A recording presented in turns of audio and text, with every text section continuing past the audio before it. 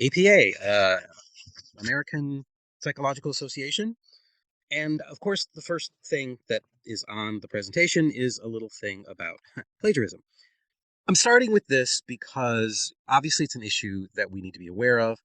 And one of the things that we've kind of discovered over the years is that a lot of what gets identified as plagiarism is typically unintentional, and it comes from incorrect use of APA style, improper formatting or formatting of citations. Sometimes it's incorrect formatting of quotes. Sometimes it's doing paraphrases wrong. So we've found that a lot of what gets called plagiarism comes from mistakes with APA. And so they're fairly innocent, but because plagiarism is what it is, and certainly AU takes it very seriously, I think it's a good idea to start with this. Establish the idea of what it is. We all should know, right? Representing someone else's work, including words and ideas, as one's own, or providing materials for such representation.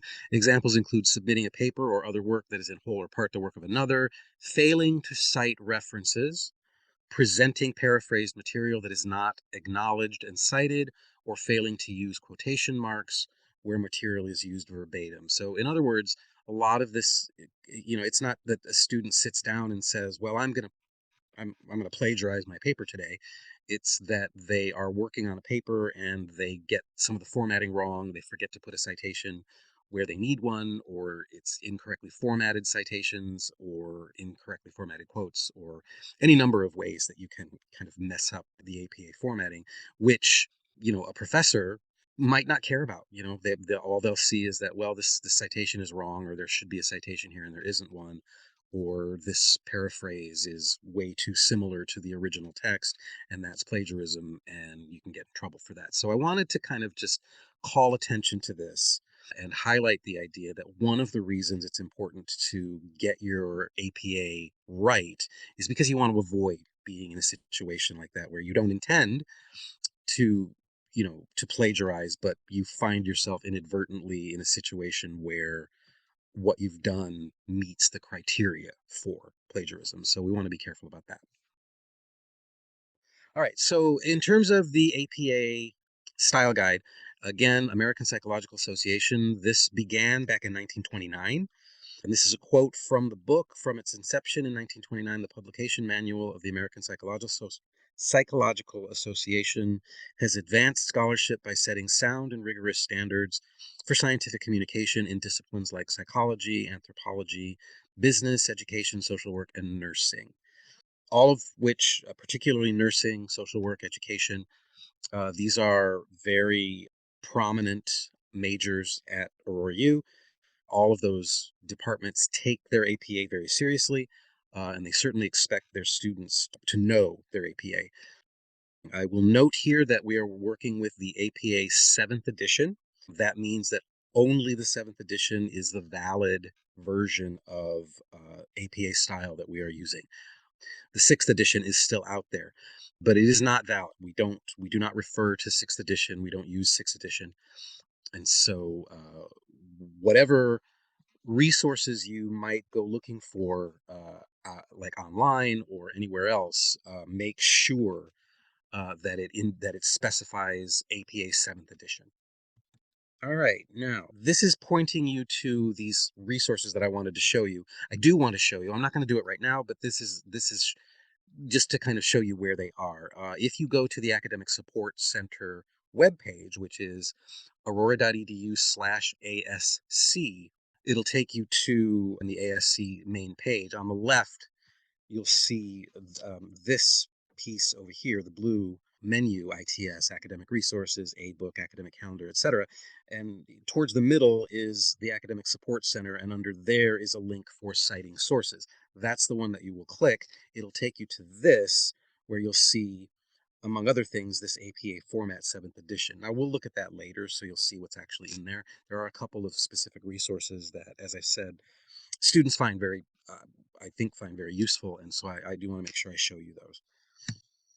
All right, so to begin, an APA paper is typically split into a minimum of 3 parts: a title page, the text of the paper itself, and a reference page. we start with the title page.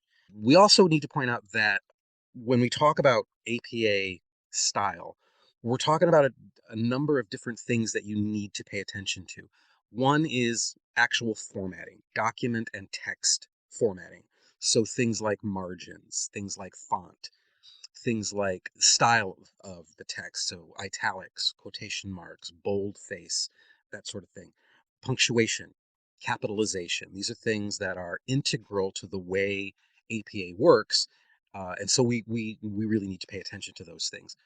The second thing is citation, in-text citation, so parenthetical citations that go in the text of your paper along with the specific quotes or paraphrases, direct references to your sources. And then the third piece is the references themselves, the reference list, so the bibliography that comes at the end of the paper, which lists all of your sources. There can be others. There can be appendices and tables and things like that. Those are fairly advanced kinds of options, and that's the kind of thing that you can get from a handbook or other kinds of resources. I'm not going to go over those kinds of things today, but so just remember that title page, text, and reference, and that you are looking at actual text formatting as well as citation and reference formatting. So here is the title page from the template. One of the things I'm going to show you later is the ASC's APA template, which is an APA formatted document that is designed for you to put in your own text. If you were using this template here, you would go in and replace the words title of paper with your own title. So the things we need to talk about here, or that I need to point out, on the title page, in the header, right, so at the very top of the page, you need a page number, and that is on the right corner, and nothing else. Okay, so there's no form of the title or anything else, just the page number. Then get out of the header, and you'll space down about 4 times. You type your title. Okay, now this is where what I was talking about before comes into play. You need to totally pay attention to your formatting here. So it needs to be centered, as you can see here where it says title of paper. It needs to be centered. It's boldface, and it follows what APA calls title style capitalization. That means it's formatted or capitalized like a title. So every major important word is capitalized. So you see here title and paper are both capitalized, but of is not. So then you'll hit return, and then you'll hit return again. So there's a space between the title and your name. Now you'll notice that the text after the title is all centered, but it is not bold. The title is the only part that should be bold. So typically you will follow it with your name, next line, Aurora University or the institution, next line, the course number, next line, the professor's name, and the next line is the date that it's due. You can, and some departments on campus, I think, ask you to include the department or the school with Aurora University. So for example, Aurora University School of Nursing or Aurora University Criminal Justice Department. So you could, and again, some ask you to do that kind of specific including of the department. But that's it. That's the title page. That's what it looks like. So let's talk about this piece for a minute. Now, the thing about an abstract is that it is not a requirement unless your professor makes it one, right? APA does not require an abstract for student papers, but there are many professors who do. So you just need to pay attention to your professors and to the written assignments that they give you. What I usually tell students is that if you get an assignment and it doesn't say anything about including an abstract, if you're not sure, ask the professor. Are we expected to have an abstract? Okay, now as to what an abstract is, it's simply a summary, right? And this is, again, another page from the template. An abstract is a brief, comprehensive summary of the contents of the article. It allows readers to survey the contents of an article quickly, and like a title, it enables persons interested in the document to retrieve it from abstracting and indexing databases. So if you are including an abstract with your in your paper, it's the second page, so it's page 2.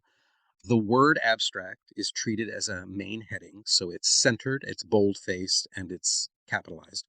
And then the abstract follows. Now notice that for APA, an abstract should be only between 150 and 250 words, which is very short.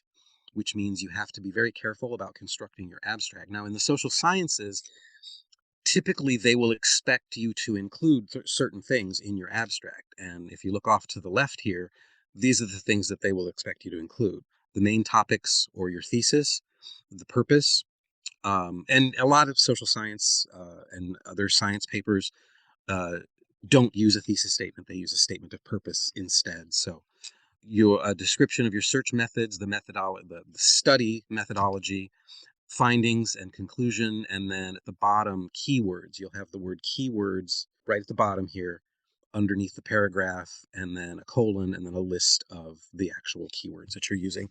Some people don't require the keywords. An abstract typically is a publication aid, right? When you publish an article, the abstract is what goes into search databases, and for students, that's not usually a concern. And so most of the time you don't have to include keywords, but it is considered part of the abstract for published APA papers. Let's talk about the way an APA paper is divided, because there is a fairly specific kind of organization for most APA papers. Again, remember, APA style was created by the American Psychological Association primarily for the use of scholars, academics, writers in the social sciences.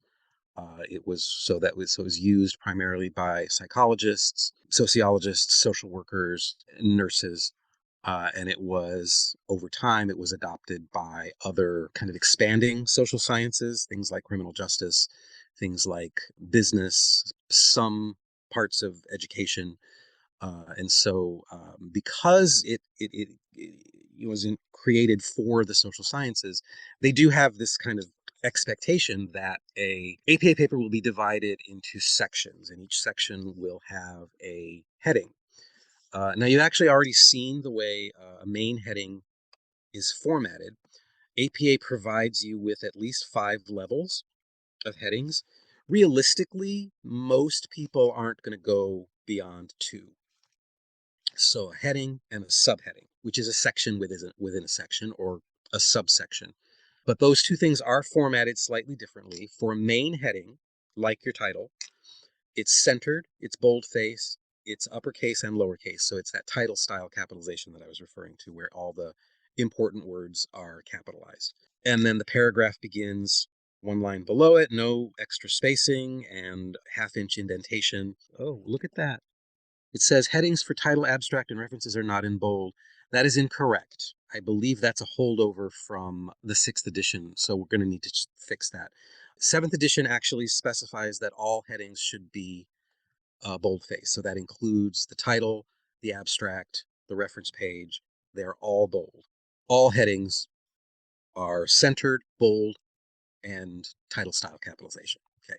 Now, if you are having a subheading, right, so which means a subsection, another section within a section, you do exactly the same thing.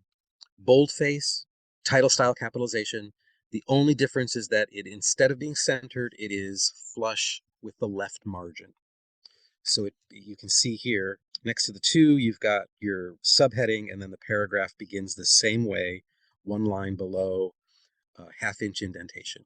There are other levels here, so you can have subheadings, subheadings, and subheadings. That's very rare. That is reserved for very long, very complex science and social science documents, things like dissertations and monographs, books, right? For the most part, you're not going to have to worry about going below the second level, the subheading level. So number 1 is primary headings, right? Main headings. So just like your title or the abstract or references, right? They're the ones that are centered. They're the ones that say this is a new section. Okay. The rest of them all designate subsections and various levels of subsections. So you can have sections within sections within sections within sections, right? Now, again, it's rare. I think it's rare to go really past the second level. I mean, I suppose some complicated articles will go to the third level, but I think it's got to be a really complicated, again, like a dissertation, to go to 4 or 5. But if you ever have to, they do provide for that. So you certainly can. That's very deeply nested, though, in terms of sections. Sections, subsections, and sub-subsections are about as low as I've ever seen anything go. So it does say here, check with your instructor if headings are appropriate for your assignment. Almost all APA papers are going to expect that you divide your paper into sections. But if you're ever in doubt, check with your professor. They'll let you know what they prefer. So we're still looking at pages from the templates. So this is, if you don't have an abstract, this is what the page 2 of your paper will look like. It's the first page of your text. And rather than using the word introduction at the top of the page, you don't need that. We don't want that. You will put your title there again, formatted exactly the same way it is on your title page. Centered, boldface, title style capitalization. So you're repeating your title at the top of the main text of your paper on the first page of the text. And then you'll have your introduction. You don't have to call it the introduction because it's always accepted that the first paragraph, possibly two, of your paper or your article are the introduction. So there really isn't any need to identify it that way. And now this is again a page from the template. And what they've got in the place of the introductory paragraph is an explanation of the introduction. What should you do in your introduction? And I'm not going to read through it because I think most of us have some sense of what we do an introduction for, but it's there and you can read it. And if you use the template, it'll be there as well. But it's your introduction and it's your first section. Title at the top, and then for your first heading, you will do exactly the same thing. You'll have a heading, centered, boldface, with title style capitalization. If you have subheadings, they will look like this. Same as main heading, but off to the left instead of centered. Now we jump to the references. We're skipping the body of the paper at the moment. I will go over, in-text citations, but we've got the references here because that's the third piece. And there are some things that, there's actually quite a few things that you need to pay attention to on the reference page.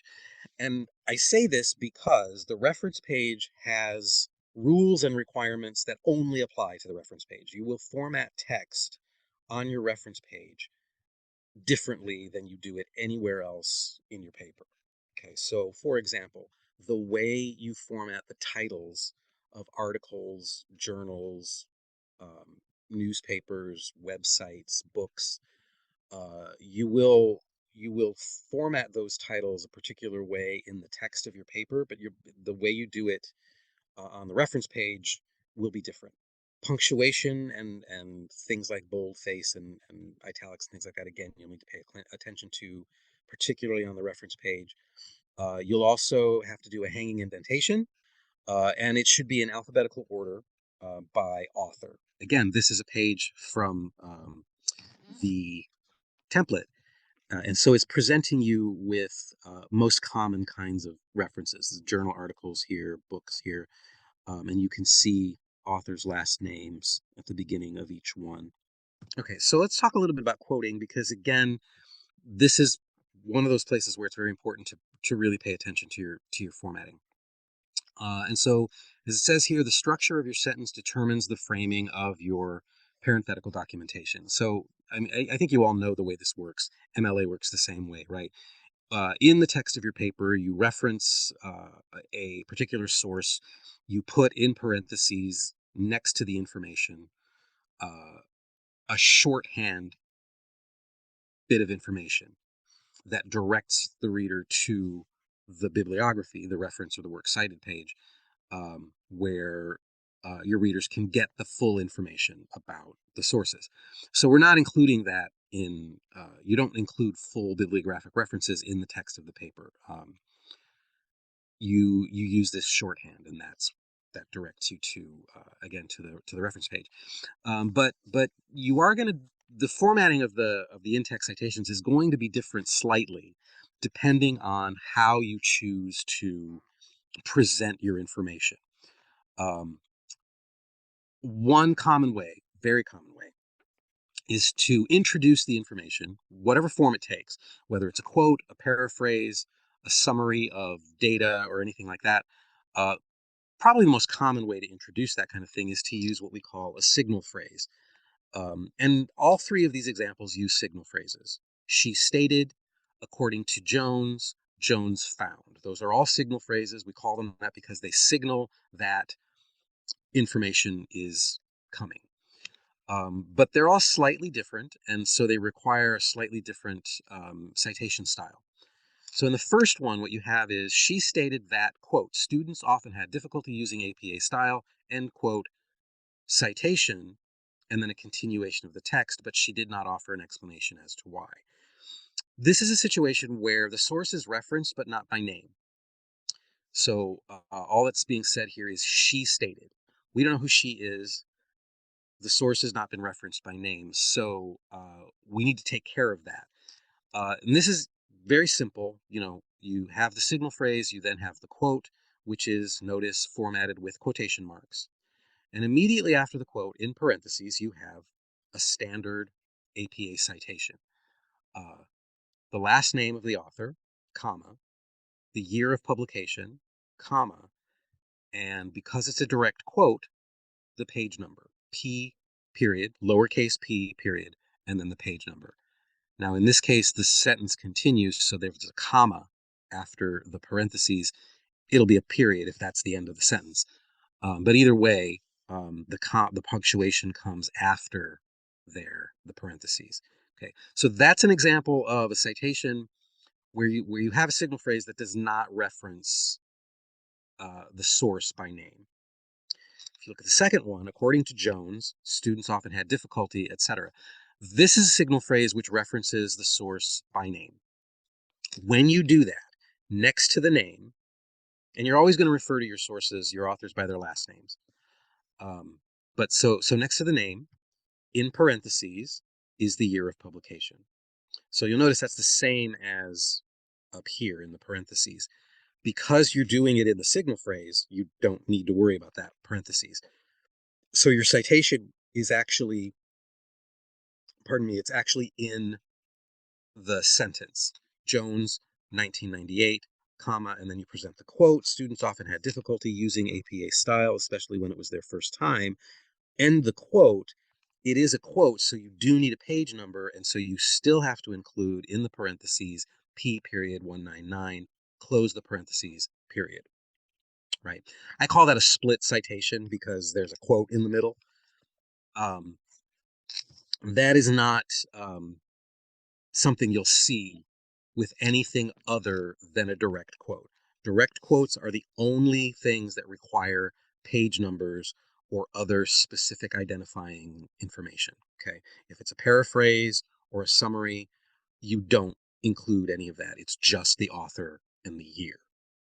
Okay, so again, you'll look at the third example is the same signal phrase at the beginning. Jones found, referencing the author by name. So Jones, 1998, found, quote, page number in parentheses after the quote. Sentence continues. They've used a semicolon here. It goes outside of the parentheses, and the citation or the sentence continues.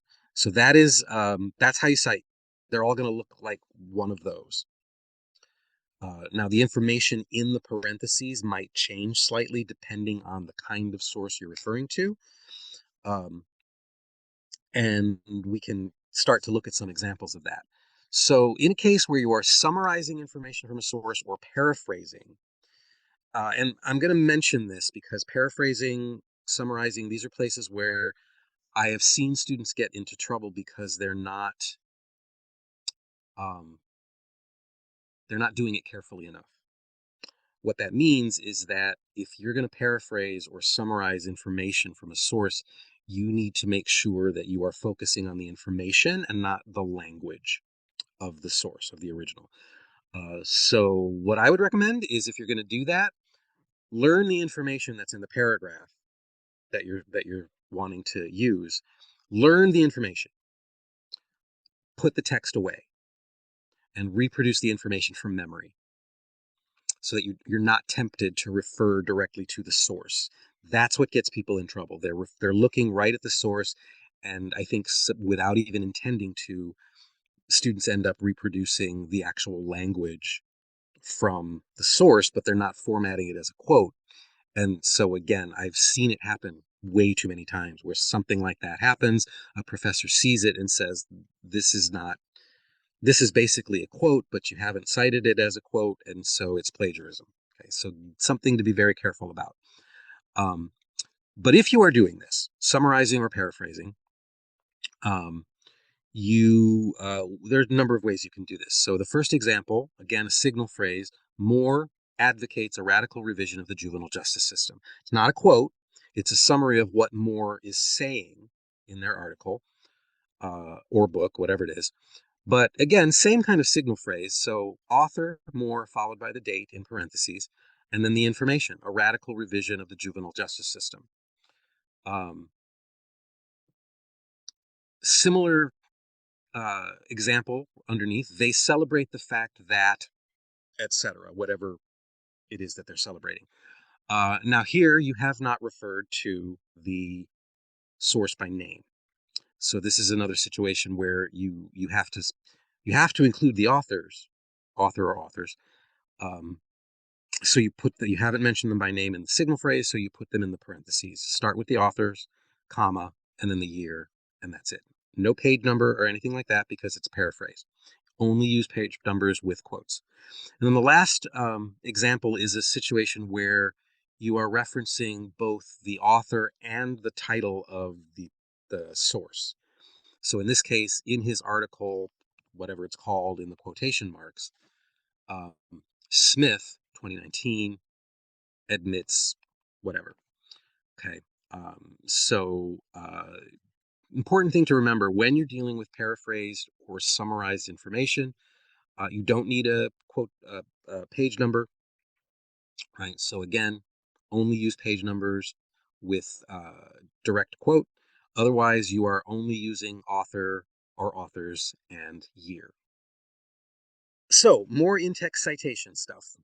Always give page numbers for quotations. I've already said that a number of times. If that's not available, which is common, right? You look at online sources. You're getting information off a website. They don't have page numbers. That's fine.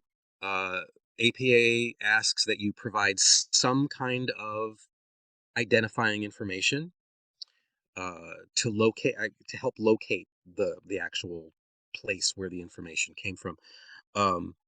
One common way is to use a paragraph number, which you can see in the second example here. Jones, 1998, found a variety of causes for student dissatisfaction with prevailing citation practices.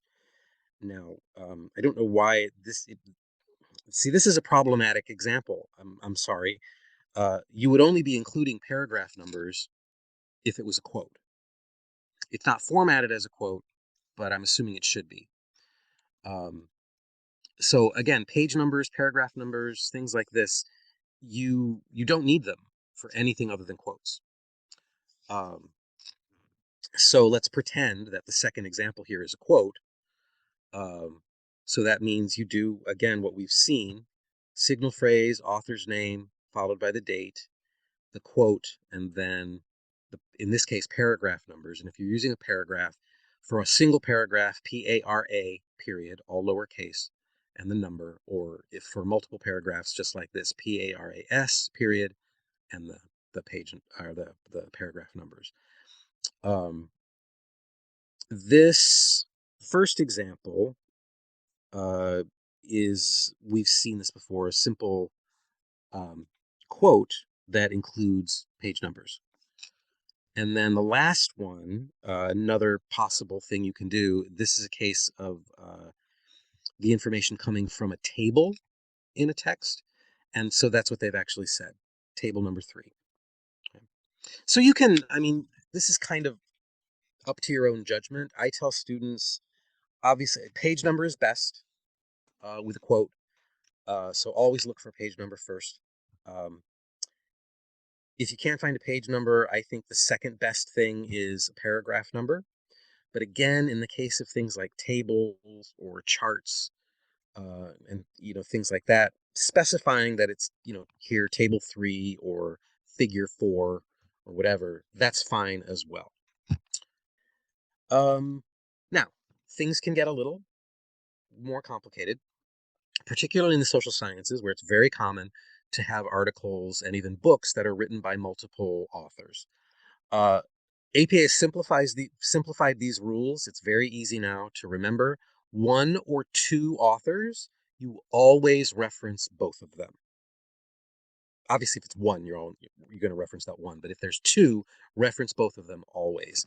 In the text, right? So if you have a signal phrase, research by Wegner and Petty, the date, supports, etc., notice that you're using the word and between the two of them. If you're doing it in the parentheses, you do not use the word and, you use the ampersand or the and symbol, right? But if it's one or two authors, you're just always going to reference all of them.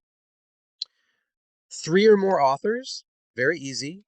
List or identify the first author who's listed by last name. Follow it with et al., which is an abbreviation of a Latin expression, et alia, which means and others. So the period goes after the al, but not after the et. Et is a complete word, al is an abbreviation. So et al, period, comma, and the date. That's if you're doing it all in the parentheses. If you're doing it in a signal phrase, it's the same, just without the comma. Okay, so this is kind of what I meant when I said at the beginning that you really do have to pay attention to little things that I think sometimes we're not very used to paying attention to. Things like punctuation, things like boldface type versus italic type or quotation marks, parentheses, all of these kinds of things. Again, certain kinds of references or certain kinds of citations will require different ways of handling them. So a couple of examples here. First one, multiple citations for a single sentence, right? Where you've got information, but it's information that you've gotten from multiple sources. You can cite them all, right? In this case, it's two, and they're cited the way you normally would, author, comma, year, and you just separate them with semicolons. Alphabetically. If you have two authors with the same last name, which is not unheard of, if you have people, the example here is Johnson. My niece's and nephew's name is Miller. So, very, very likely that you might come across an E. Johnson and an L. Johnson, or, multiple sources that have the same last name. In that case, include the first initials. If they have the same first initial, which is again not impossible, include a second initial if there is one. If there isn't a second initial, then you got to start getting creative. What I would do in that case is just include the whole first name. That doesn't happen very often. You're usually fine just going with first initials.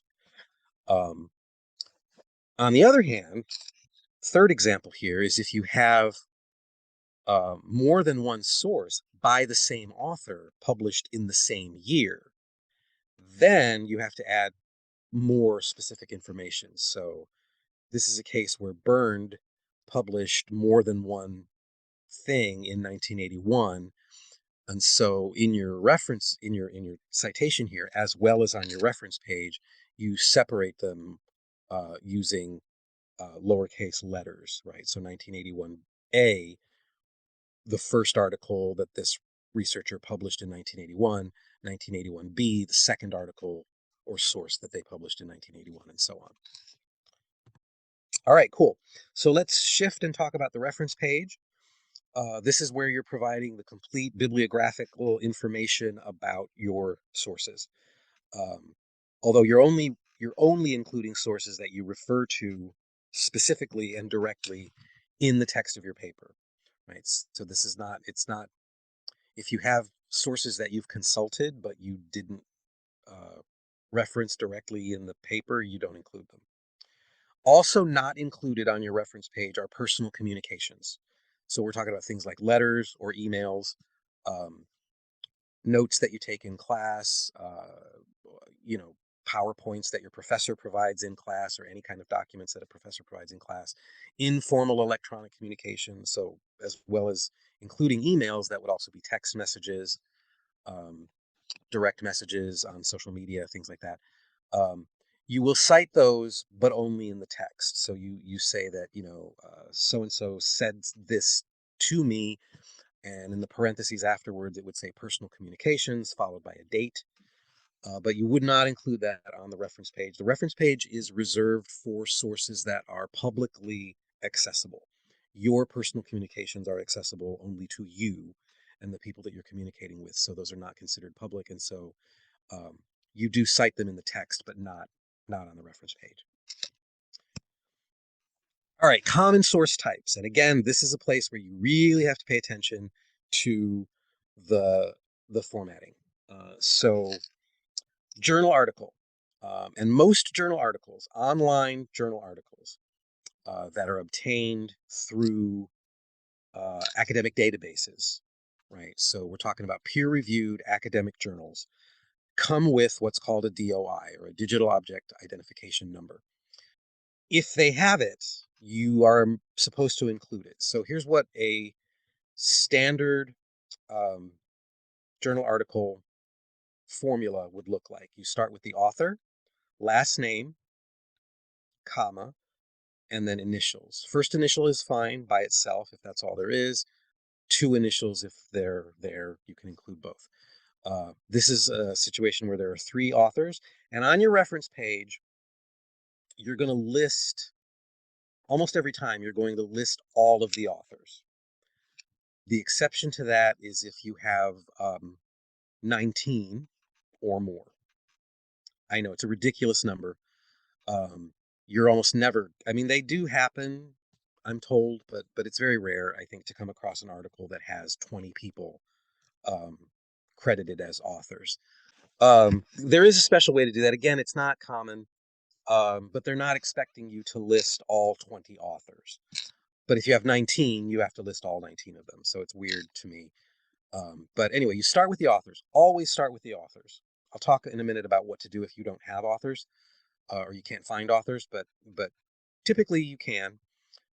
So you list them again in the order that they're listed in the publication. Last name first, and then initials. You're never going to refer to your sources by their first names. The most you'll do is first initials.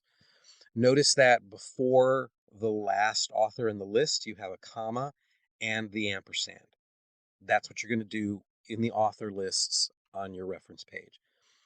Authors are followed by the year in parentheses. Let's say the date of publication, because sometimes it will be more than just the year, but often it's just the year. But anyway, after the authors, you're going to use the date in parentheses followed by a period.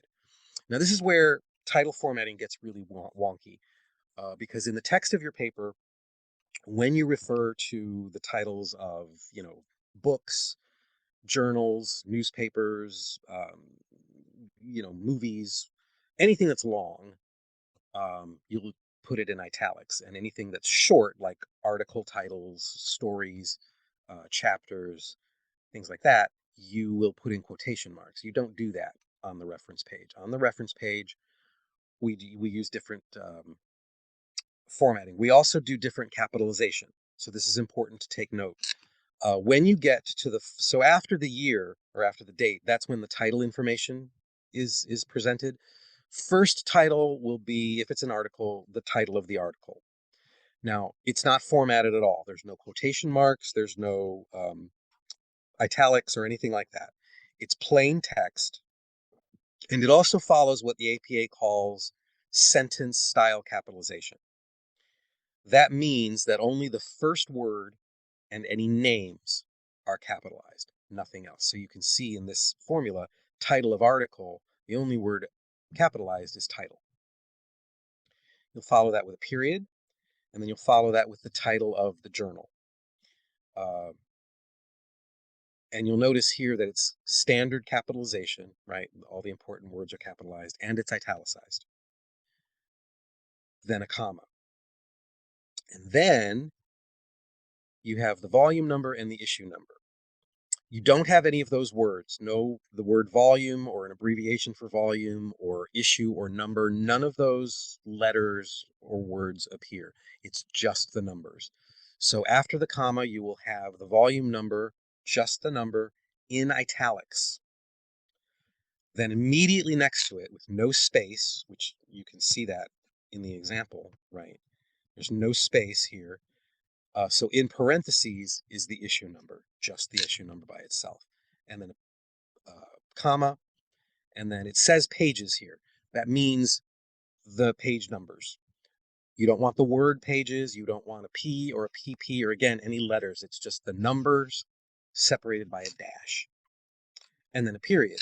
And then, if you can find the DOI, which it'll usually be up at the top of the article with all of this other information, and it will usually be in the form of a URL.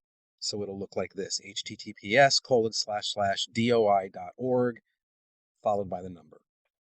And you'll just copy and paste that right at the end of the reference.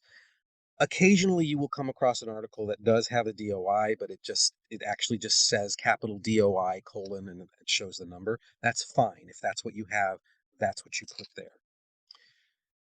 If you come across one of these database articles that does not include a DOI, or you can't find one, then don't worry about it. Don't include it.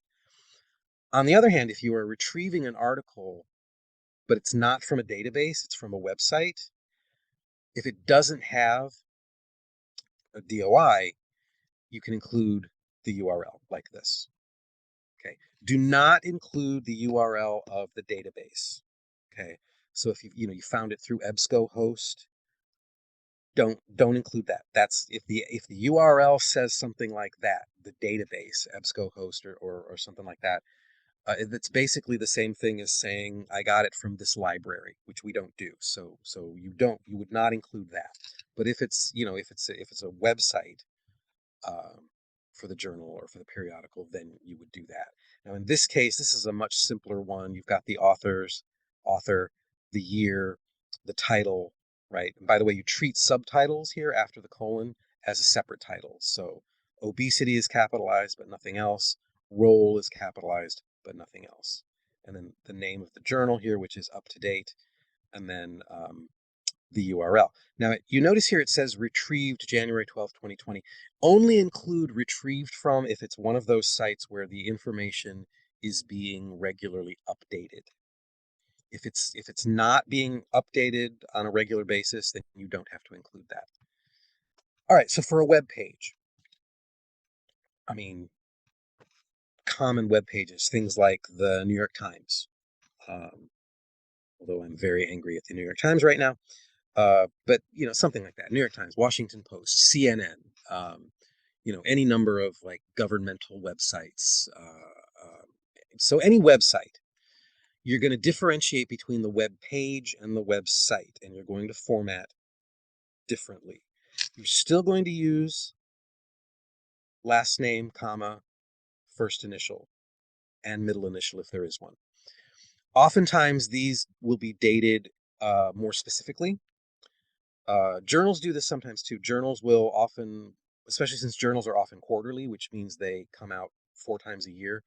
So they'll sometimes have a specific month, or they'll have a season, fall, spring, whatever. If they do, you'll include that, but you'll always start with the year. So even if it does have a specific date, like today, February 14th, you'll still start with the year, 2024, comma, February 14th. Parentheses, period. Here for a website, the title of the web page is capitalized, with the sentence style, right? Only the first word and any names, but it's italicized. And then a period, and the name of the website is not formatted, plain text. So it's flipped, right? So here, the title of the article, essentially, which is the title of the page, that gets italicized. The name of the site. So, here you would have the name of an article that appeared on CNN.com. And CNN.com would not be italicized, but the name of the page would be, and then you follow it with the URL. Okay. If you don't have an author, there's 2 ways to handle this. First thing to look for is if you can cite the organization as the author. And frequently you can do this. Government agencies, government organizations, things like the FBI, things like the American Nursing Association, the American Medical Association, the American Psychological Association, Modern Language Association, the MLA. Um, so very, very often you can reference an organization or an agency or a company as the originator of the content, and you cite them as the author. So they would go at the beginning in the place of the author. If you can't do that, then you move the title. Move the title from after the date to before the date, include the date, and then the title of the page. So you're really just going to move the name of the title to before the year.